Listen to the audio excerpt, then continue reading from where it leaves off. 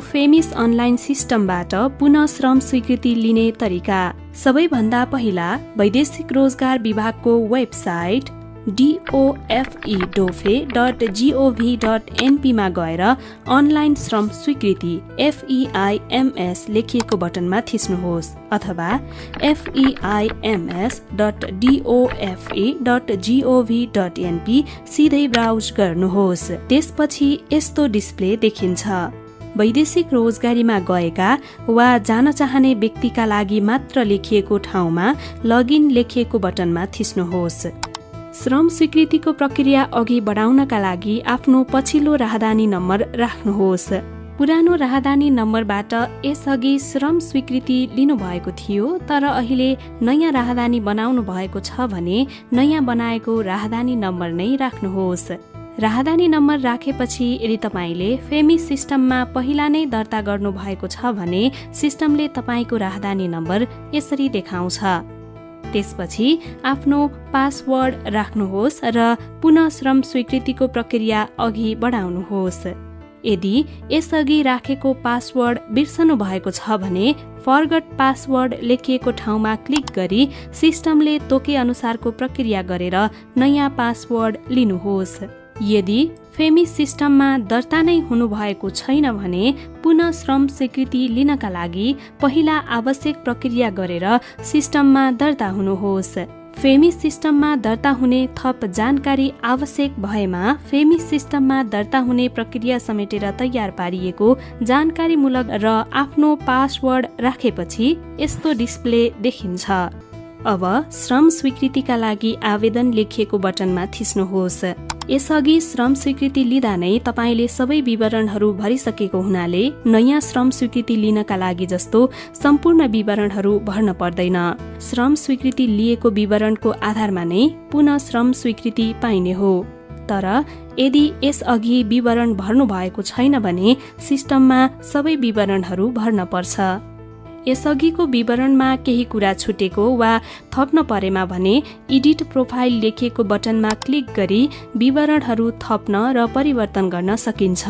तर पुनः श्रम स्वीकृति लिन देश भने परिवर्तन गर्न सकिँदैन। श्रम स्वीकृतिका लागि आवेदन लेखिएको बटनमा क्लिक गरेपछि तपाईले सामान्य व्यक्तिगत जानकारी, बैंक अकाउन्ट बारे जानकारी र पारिवारिक विवरणहरू भर्ने अप्सन आउँछन्। यी विवरण यसअघि श्रम स्वीकृति लिँदा नै भरिसकेको हुन्छ।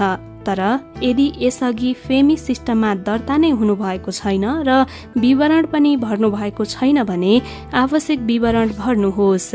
कतिपय विवरण भने सिस्टमले पासपोर्ट विभागबाट स्वतःस्फूर्त लिएको हुन्छ र त्यस्ता विवरण तपाईले परिवर्तन गर्न सक्नुहुन्न। पहिला नै दर्ता भइसक्नु भएको छ र पहिलाको विवरणमा केही थप्न वा परिवर्तन गर्न पर्ने छ भने गर्नुहोस् र नेक्स्ट लेखिएको बटनमा थिची अघि बढ्नुहोस्।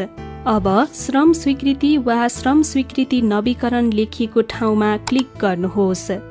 कम्पनी विवरणमा देश, कम्पनीको नाम, त्यो देशको मुद्रा उल्लेख गर्नुहोस्। तपाईले पहिला एउटा कम्पनीको नाममा श्रम स्वीकृति लिनु भएको थियो तर अहिले त्यही कम्पनी अन्तर्गत अर्को सिस्टर अर्गनाइजेसनमा काम गर्नुहुन्छ र त्यो कम्पनीको नाम सिस्टममा भेट्नु भएन भने कम्पनी एड रिक्वेस्टमा क्लिक गर्नुहोस् र आफ्नो कम्पनीको पूरा विवरण भर्नुहोस्। कम्पनीले उपलब्ध गराउने सुविधाको पूरा विवरण लेख्नुहोस्। सिप, पाउने तलब, दैनिक कार्यघण्टा, खाने बस्ने सुविधा, साप्ताहिक रूपमा तपाईले काम गर्ने दिन, ओभरटाइम र अन्य सुविधाहरू कम्पनीले उपलब्ध गराउँछ भने यस र छैन भने नो लेख्नुहोस्। यस्ता विवरण तपाईको करार सम्झौतामा उल्लेख भए अनुसार नै भर्नुहोस्। सिपमा भने भिसामा जे उल्लेख भएको छ त्यही लेख्नुहोस्। अन्य सुविधामा यातायातको सुविधा, स्वास्थ्य बीमा छ भने त्यसको विवरण पनि लेख्नुहोस्। भिसाको विवरणमा तपाईको भिसा नम्बर, भिसा जारी भएको मिति, म्याद समाप्त हुने मिति र करार अवधि उल्लेख गर्नुहोस्।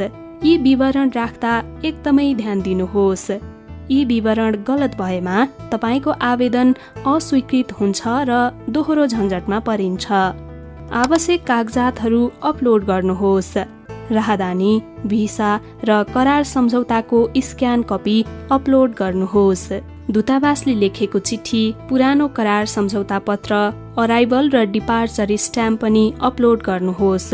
यी कागजातहरू सक्कल कागजातबाट स्क्यान गरी तोकिएको साइजमा अपलोड गर्न पर्छ। जुन ठाउँमा जुन कागजात भनेको छ त्यही कागजात अपलोड गर्नुपर्छ।